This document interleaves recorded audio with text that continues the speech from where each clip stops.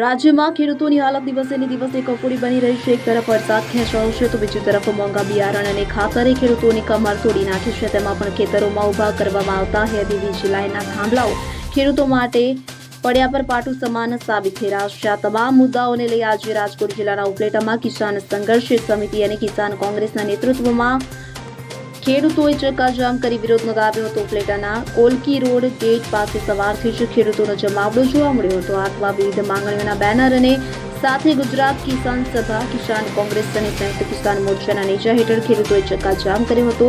ખેડૂતોનો સૌથી મોટો રોષ તેમના ખેતરોમાં ઉભા કરી દેવામાં આવેલ વીજ કંપનીના હેવી પોલને લઈને છે, જેનાથી તેમની કિંમતી જમીન બરબાદ થઈ રહી છે। ખેડૂતોની માંગ માત્ર વીજ પોલ પૂરતી સીમિત નથી। તેઓ C2+15% ફોર્મ્યુલા મુજબ ટેકાના ભાવોનો કાયદો, સંપૂર્ણ દેવા માફી, ખામીયુક્ત જમીન માપણી રદ કરવી અને DAP યુરિયા ખાતરની તંગી દૂર કરી ભાવ વધારો પાછો ખેંચવાની માંગ કરી રહ્યા છે। સ્થાનિક આગેવાનોનું કહેવું છે કે સરકાર તાનાશાહી કરી રહી છે અને ખેડૂતોને પૂરતું વળતર અપાતું નથી।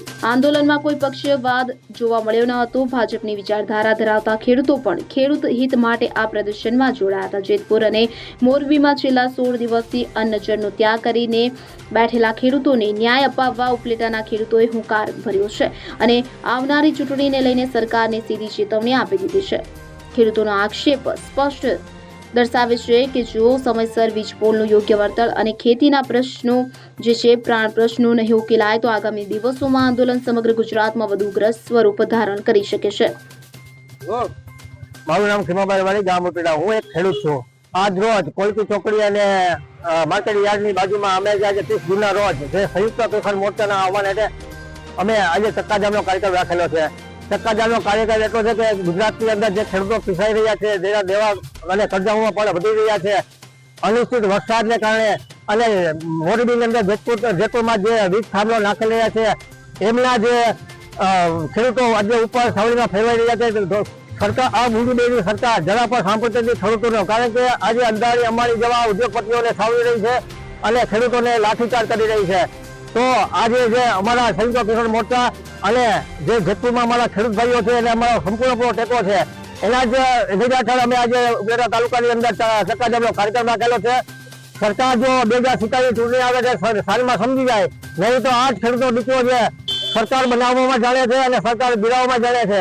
તો સરકાર સાલમાં સમજી જાય અમારા જે ખેડૂતોના દેવા છે એ સંપૂર્ણપણે માફ કરે અને અત્યારે જે વરસાદ ખેંચાણો હોય એની અંદર જે વીજળીની માંગ હોય, પછી દવા ખાતરોના જે ભાવ વધારા છે અને અમારા જે ટેકાના ભાવે જે ખરીદી કરવાની હોય છે, આ બધા અમારા જે પ્રશ્નો છે એને તાત્કાલિક પ્રમાણે ઉકેલી આવે એવી જ અમારી માંગણી છે। આજરોજ ઉપલેટા મુકામે આમ તો સમગ્ર ગુજરાતની અંદર કિસાન કોંગ્રેસ દ્વારા જે ચક્કાજામનો કાર્યક્રમ આપવામાં આવ્યો છે, એ ચક્કાજામના કાર્યક્રમને લઈ આજે ઉપલેટા કોલકી રોડ મેન ગેટમાં અમે બધા કિસાન કોંગ્રેસ અને કિસાન સભા અને કિસાન સંઘર્ષ સમિતિના જે આગેવાનો અને ખેડૂતો આજે અહીંયા ઉપસ્થિત રહ્યા છે અને થોડી જ વારની અંદર આ કાર્યક્રમ અમે રજૂ કરવાના છે। આ કાર્યક્રમ દ્વારા સમગ્ર ગુજરાતની અંદર આજે કિસાન કોંગ્રેસ દ્વારા કાર્યક્રમ આવ્યો છે, ત્યારે સરકારને સીધો સંદેશ પહોંચાડવાનો છે કે ખેડૂતોની જે હાલત છે, ખેડૂતો માટે જે આજે આ સરકાર મૂંગી બેરી અને જે નીંભરી થઈ ગઈ છે એને જગાડવા માટે ઉગ્ર આંદોલન દ્વારા અને અઘવિત કાર્યક્રમો દ્વારા આ સરકાર પાસે ખેડૂતો ન્યાય માગે છે અને જરૂર ને જરૂર આ ન્યાય મેળવીને ખેડૂત રહેશે। કિસાન એકતા સાથે કિસાનના સૌ આગેવાનો સાથે જરૂર ને જરૂર આ ન્યાય મળવાનો છે અને આ મૂંગીબેરી સરકારને જણાવ આવનારા દિવસોની 2027માં ખેડૂતો દ્વારા જ તમારું બેસણું કરવામાં આવશે। એટલે આજે ચક્કાજામનો કાર્યક્રમ થોડી વારની અંદર રજૂ કરીશ। હું જયદેવસિંહ વાળા તાલુકા પંચાયત સદસ્ય। ગુજરાતની અંદર આ કિસાનો માટે જે અત્યારે અત્યાચાર થઈ રહ્યો છે, ત્યારે આજે ખેડૂતની આગળ જમીનો ટૂંકી હોય છે, 5 થી 10 વીઘા જમીન હોય, એની અંદર મોટા મોટા વીજ પોલ ઉભા કરી અને ખેડૂતોની જમીન છીનવવા માટે આ સરકાર તાનાશાહી કરી જબરજસ્તી કરીને સરકારે ખેડૂત પાસેથી આ જમીન લે છે। એનો પૂરતો એને ભાવ પણ નથી આપતા। અત્યારે ખેડૂતને એવી આપત્તિ છે કે રાસાયણિક ખાતરની અંદર ભાવ વધારો કર્યો છે, એ ભાવ પણ ખેંચાતો નથી। ટેકાના ભાવ છે તો એની અંદર માલ પૂરતો લેતા નથી. ખેડૂતને અત્યારે બિયારણ લેવા માટેને પણ પૂરતા પૈસા નથી, બિયારણના ભાવ પણ ઊંચા કરી દીધા છે. ત્યારે ખેડૂતની માથે અત્યારે આપત્તિ છે. તો આ સરકાર ખેડૂતને ન્યાય ના આપે એના માટે આજે ઉપલેટા તાલુકાની અંદર તમામ ખેડૂત થઈ અને અમે રસ્તા રોકો આંદોલન કરવાના છીએ.